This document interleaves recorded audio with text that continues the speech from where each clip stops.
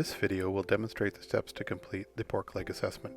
First, we will start with skinning the leg. Although this is not part of the assessment, doing it incorrectly could affect other portions of the assessment.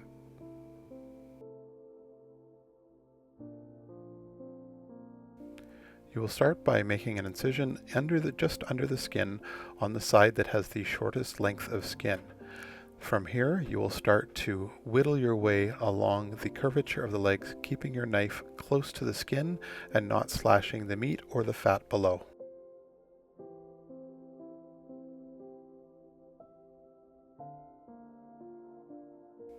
Continue following the skin around the entire leg until you reach back to your original incision.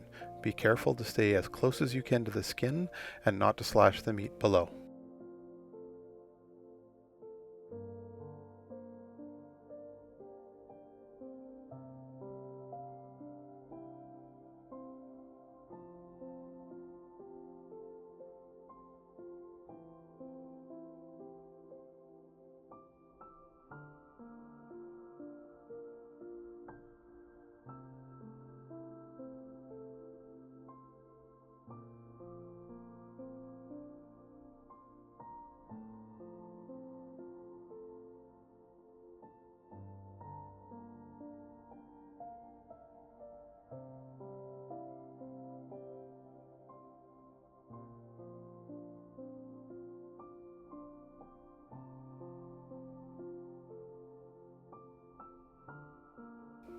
Pay particular close attention to the fat cap as you're skinning along here.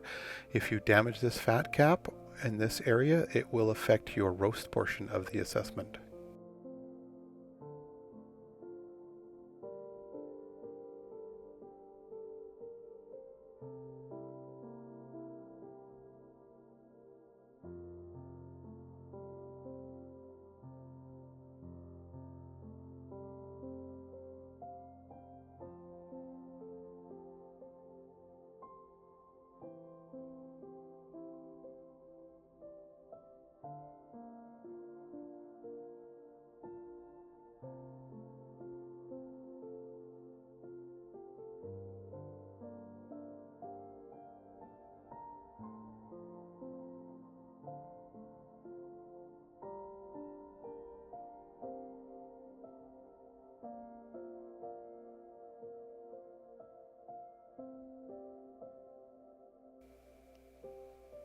Now we will start to remove the H-bone. Start this by removing the excess meat on the surface of the H-bone.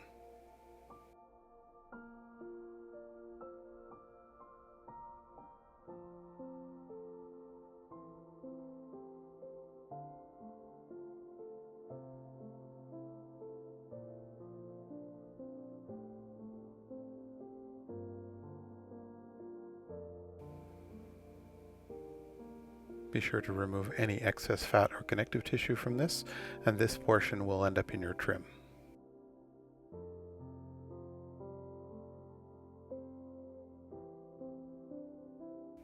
Now we will start to remove the H-bone. Taking the tip of your knife, you will start to trace around the bone, starting at the top and working your way down. Once you go down about a ½ an inch, you'll start to open up the cavity of where the leg bone or the femur bone joins into the H-bone. You want to open that up to expose the tendon inside.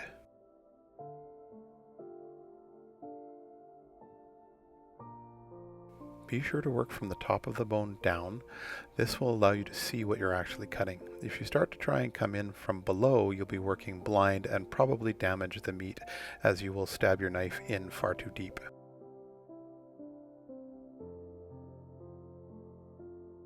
Now right here, you can see that socket. That part on the right hand side is the actual femur bone, and it has a bit of a ball joint that goes into a socket on the H-bone. Once you reach in there with the tip of your knife, you can cut the tendon that connects the two. This will allow the bone to start to move a little bit more freely. Once that's done, you can keep moving your knife along and work your way down to the end of the H-bone.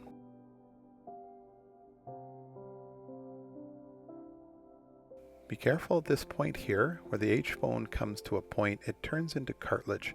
So it's easy to cut a piece of it off and leave that cartilage in the leg itself. If you do that Don't be too concerned, you can always go back and remove it later. As you can see here, there's a bit of a hole in your H-bone. If you clean that out, you can get a finger in to give yourself a little bit more leverage to pull that bone down and expose the bottom portion, and you can continue tracing that bone down to remove it completely.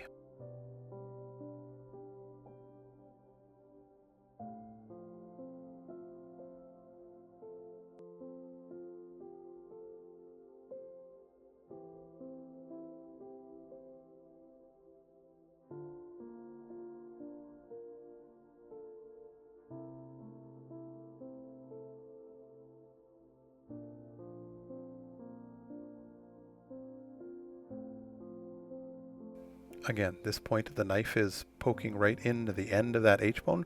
That's where that bone turns into a lot of cartilage, so be careful that you get all of that cartilage out.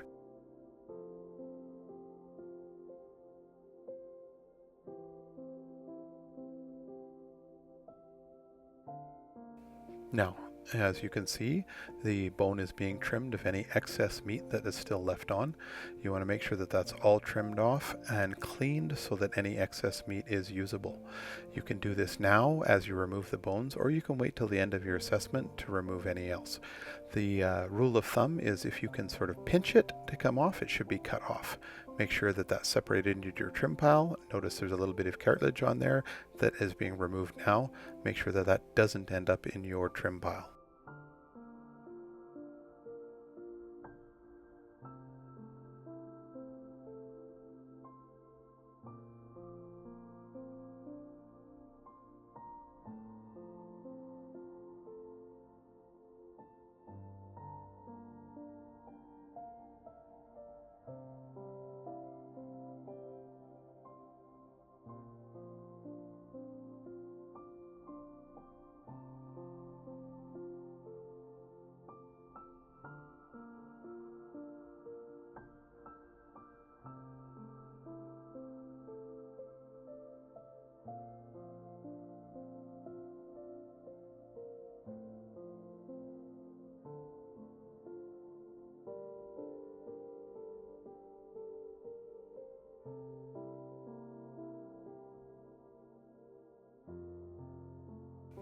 All bones will be reserved for assessment at the end and will be checked all at the same time.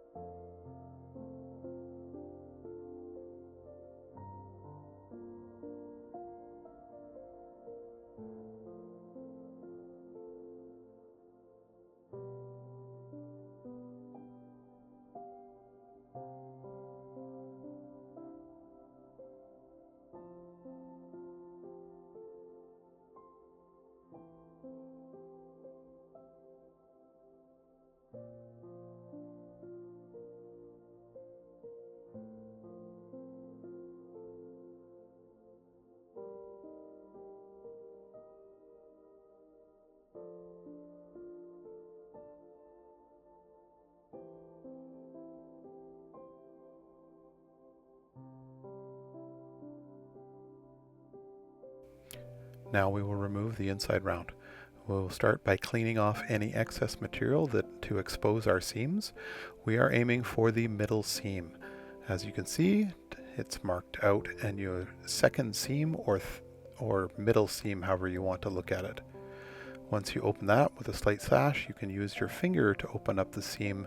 That ensures that you don't cut into the wrong area.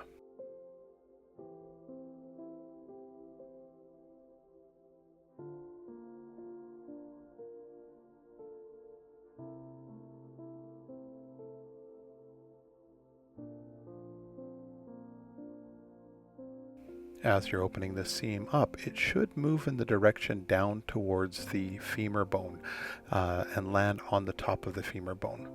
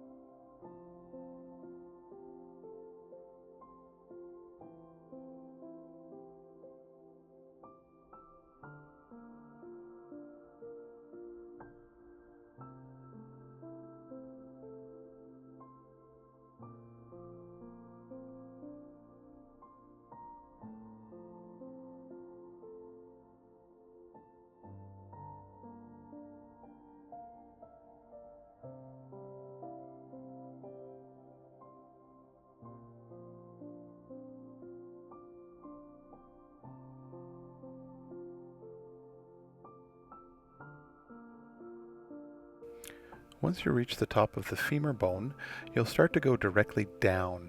You'll go down probably a half an inch, and you'll open up a small pocket. That will open up this next seam, which will actually traverse out at a horizontal to the table angle.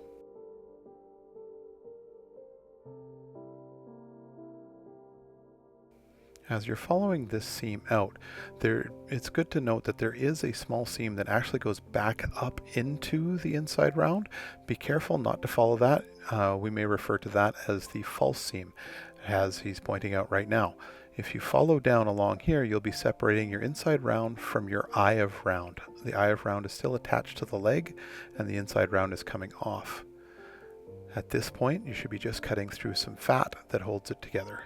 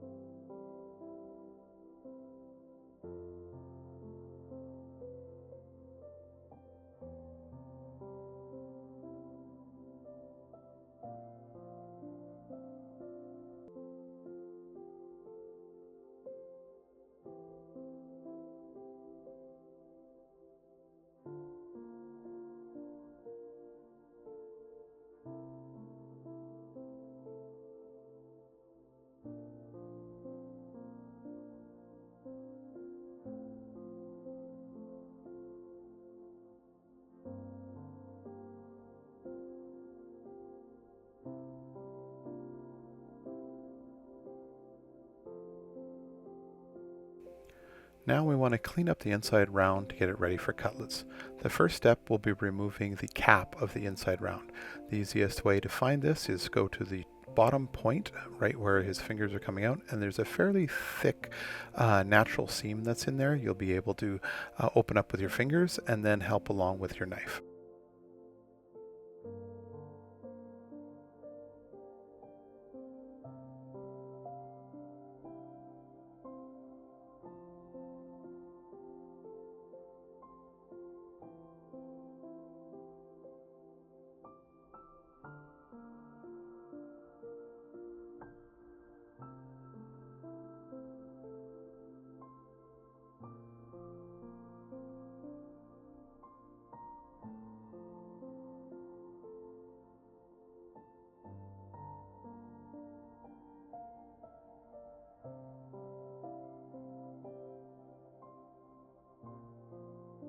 When you're almost finished removing the cap, you'll start to see some seams at the back here.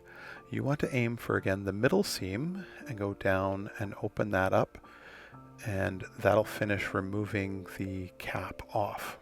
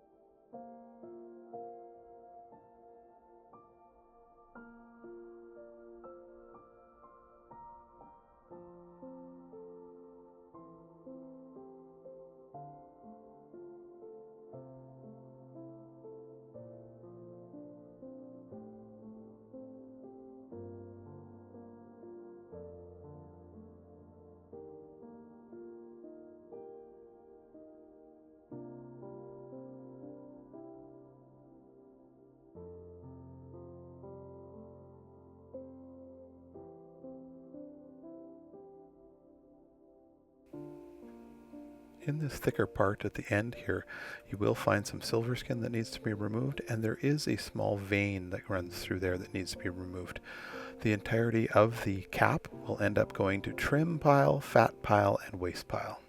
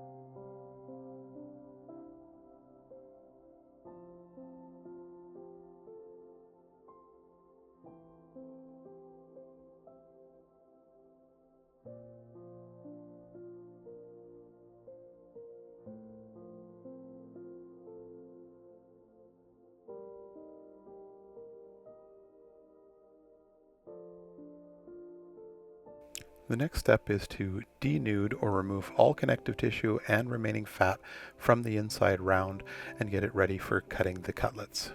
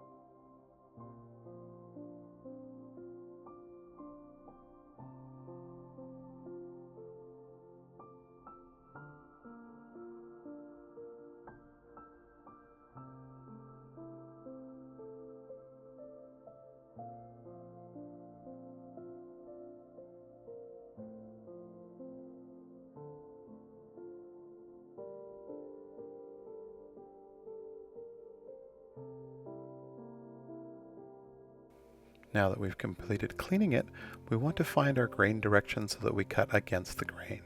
Start by squaring off the end, but don't remove that piece to your waste pile. That can be used for cube later. Cutting your cutlets against the grain 1 centimeter thick.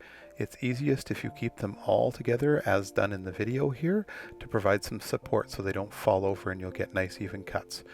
Nice long strokes right to the table and back through. That will limit your sawing motion or slashing marks.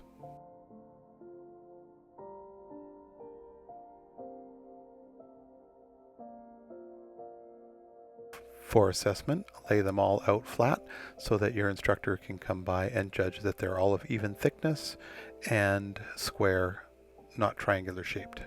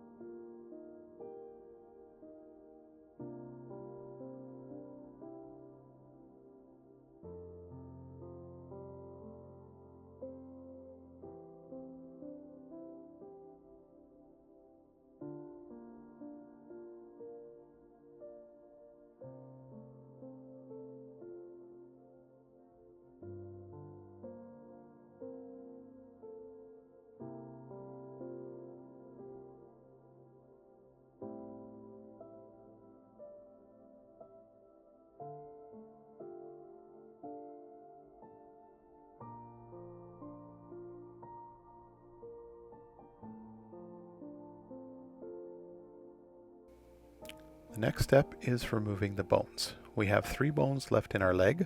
One is the femur, and then we have the tibia and fibia in the shin portion of the leg.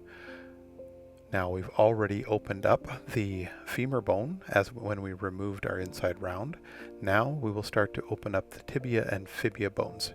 If you work along them with just the tip of your knife, making sure your knife is right next to the bone, you will maximize the amount of meat that is left on the carcass.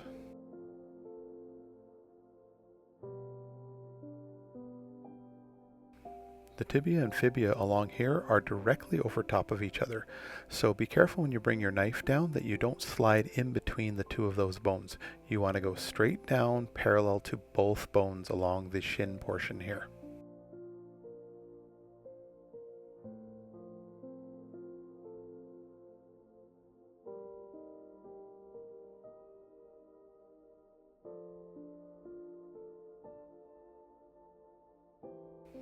Now we can come back to our femur bone and start to open up the other side of that bone that we had not opened up previously when we removed our inside round. You can follow the outside of that around and it'll lead right into the kneecap.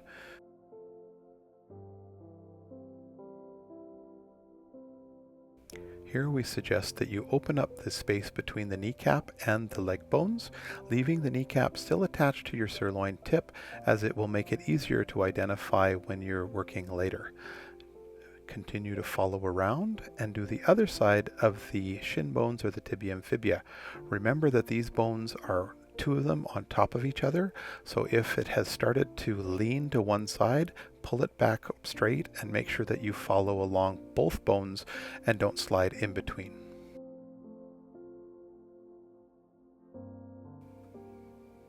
Now we can return back to the end of the femur bone that was attached to our H-bone. We can start to carve out underneath and start to bring our knife and complete both cuts on both sides of that bone and bring it right back to the knee bone. You could separate the femur from the tibia and fibia at this point, but we find it easier to leave it attached as it gives you a little bit more of a handle to hang onto as you remove those shin bones, the tibia and fibia right now.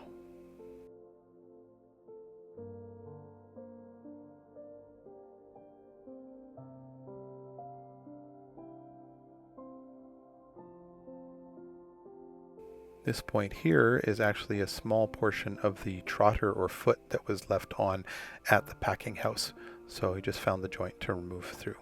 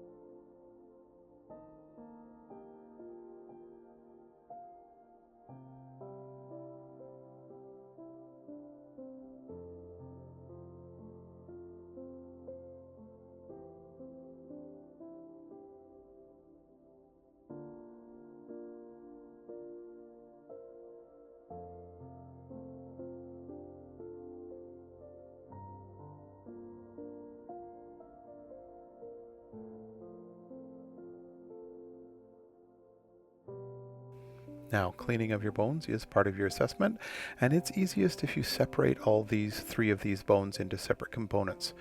Cut straight down between the joint, and you're just finding cartilage to cut through. Now, working at the end that was at the joint, you can actually remove the smaller of the two bones from the shin by opening up the meat here and then going down, working your way down to the joint, and at about a 45-degree angle, there's cartilage just to cut through. Now you can pull them apart, and you have easy access to remove all of that trim meat.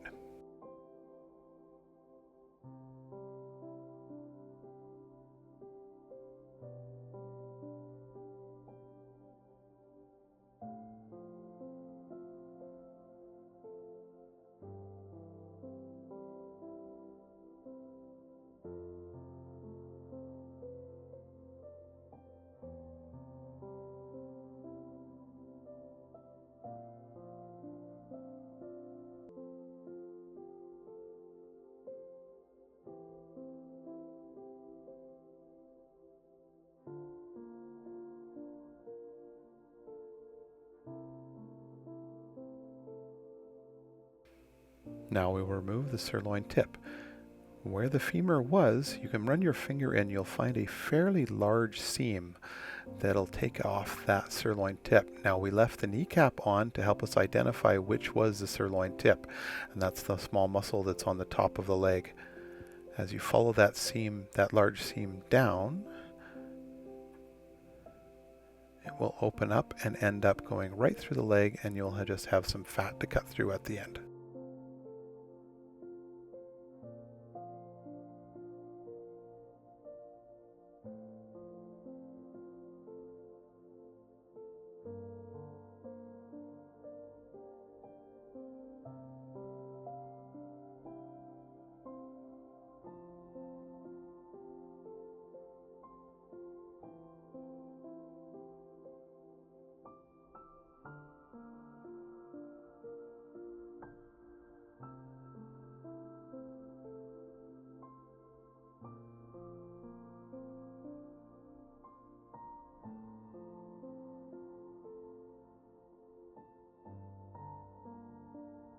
It is important to note here that properly trimming the sirloin tip does not mean denuding. Some fat should be left on, as this is going to be turned into a small ham.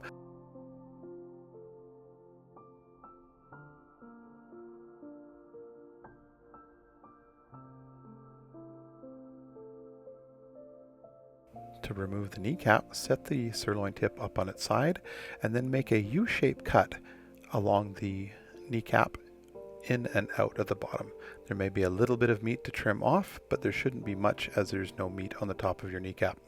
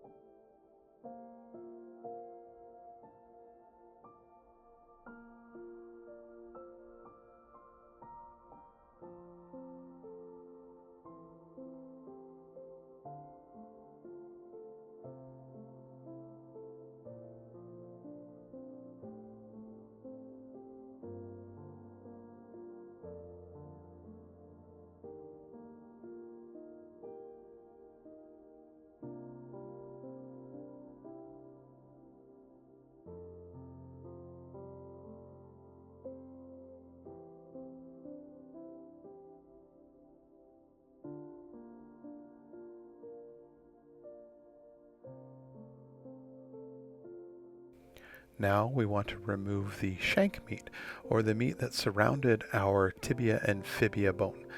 This is done by slashing a small pocket of fat right in the middle there, as you can see.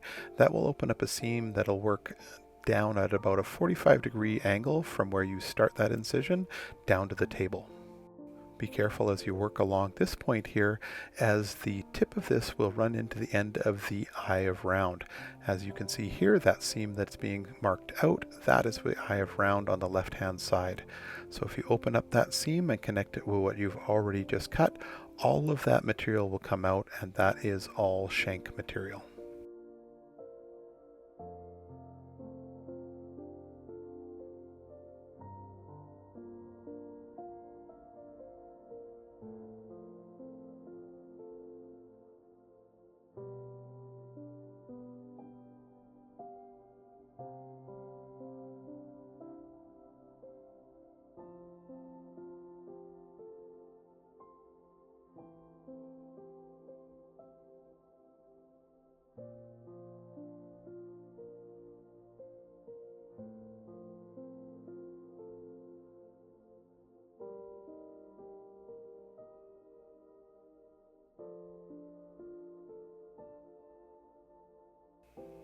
Now, to clean up the shank material, we want to remove any large tendons or excess fat. The rest of the meat will be used for trim. As you can see, it looks very similar to our sirloin tip, which is why we left the kneecap on the sirloin tip to make it easily identifiable.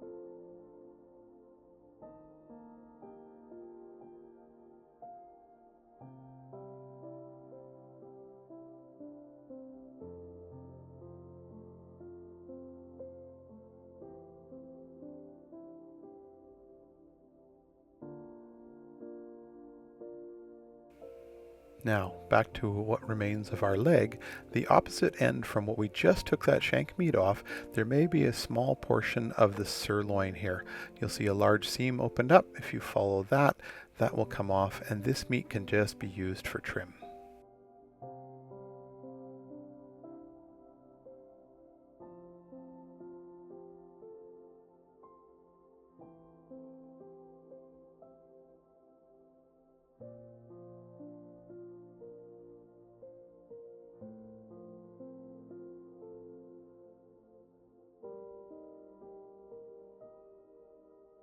Now we have what we call an outside round. That is an outside flat with the eye of round still attached. You're going to remove the eye of round. As you can see, he's located the seam and started to just pick at it with the tip of his knife. Now, this is a tricky seam. As he gets about halfway down, that seam is going to disappear. You need to estimate where you think it would have been and follow it down to the table. To ensure that you get the entire eye of round, it's advisable to estimate a little bit more into the outside flat, as it has a little bit more material to give up than the eye of round.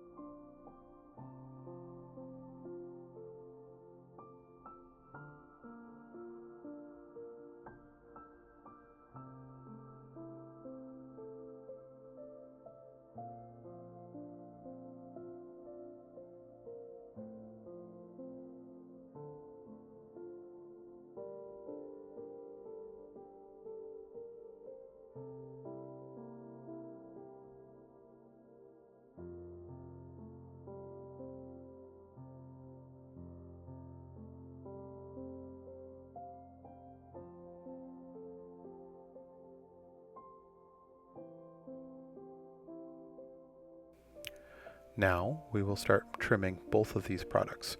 We will start by denuding the entire eye of round. This will be turned into cube for whatever stews or sweet and sour pork or something like that. The outside flat will then be trimmed to get us a leg roast.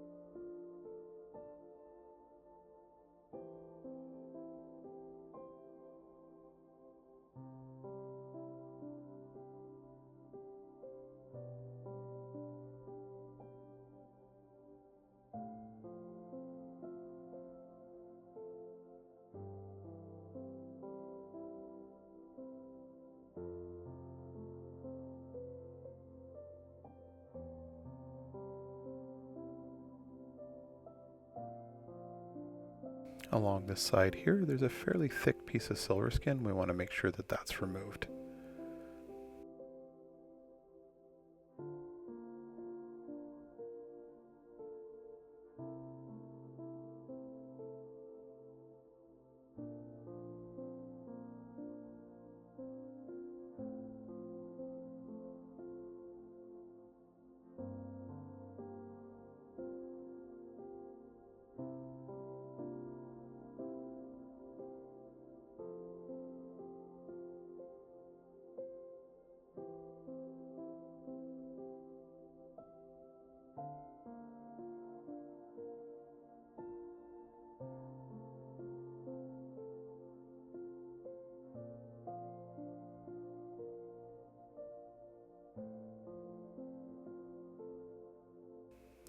Now that the bottom side of our outside flat has been denuded, we'll flip it over and we'll start to trim our fat cap to 1/4 of an inch.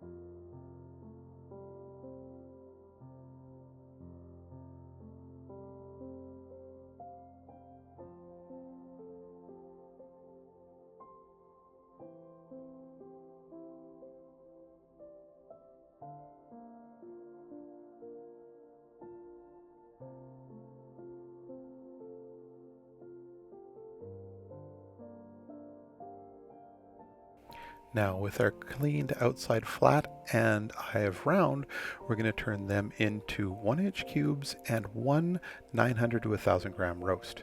As you can see here, he is marking out the most even portion of the outside flat to ensure he has an even roast in that 800 to 900 gram size.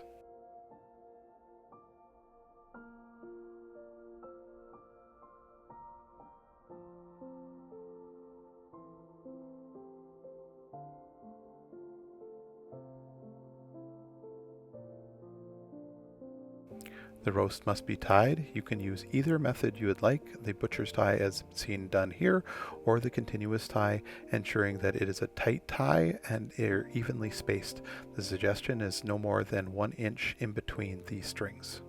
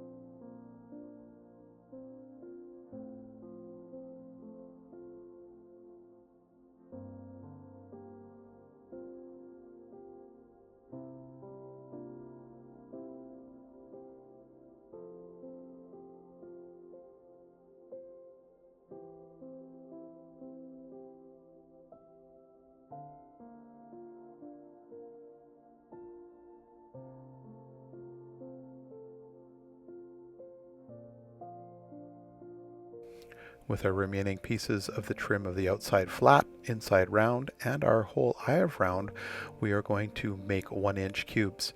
Rather than just put all of this to trim, we can get a better value and usage out of 1-inch cube in stews or fried items or whatnot versus just putting it to trim. Now, one thing to note is on the remaining pieces of the outside flat, they still have fat on them. That fat must be removed as the cubes must be entirely lean.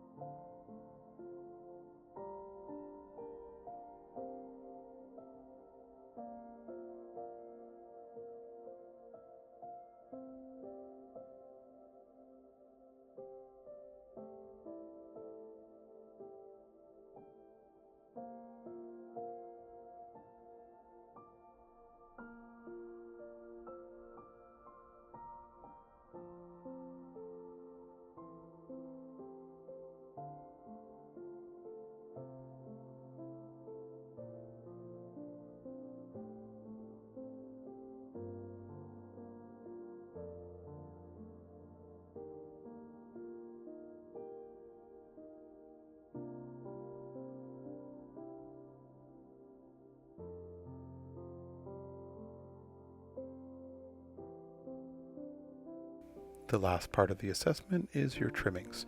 Ensure that your usable trim does not have more than 10% fat, and anything that is unusable is in your waste pile. Your bones are completely cleaned properly, and that would complete this assessment.